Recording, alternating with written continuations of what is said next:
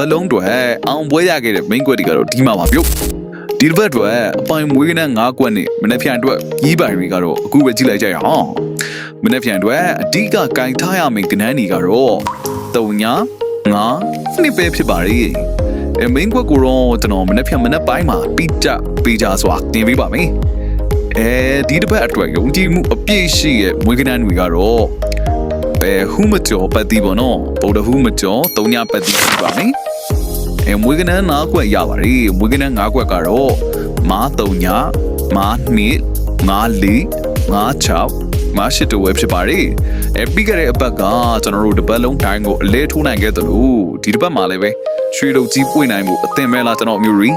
မနေ့ပြန်ဘာထွက်မယ်ထင်လဲဆိုတာလေးကိုကျွန်တော်ရဲ့ comment မှာဒီ video ရဲ့ comment မှာရေးခဲ့ပေးကြပါအောင်ကျွန်တော်ကြည့်ရှုသူတယောက်ချင်းစီတိုင်းက comment လေးမှန်းခဲ့ပေးကြပါဘာထွက်မယ်ထင်လဲ comment ပေးခဲ့ကြပါဗျမနေ့ပြန်မနေ့10နာရီဝန်းကျင်မှာကျွန်တော် main ကွက်တီးကြတဲ့ main ကွက်ကလေးတင်ပြီးတော့ရှိပါတယ်ကျွန်တော်နဲ့အတူမနေ့ပြန်အပွင့်နေမှာရွှေလို့ပောက်ကြရအောင်ပြုတ်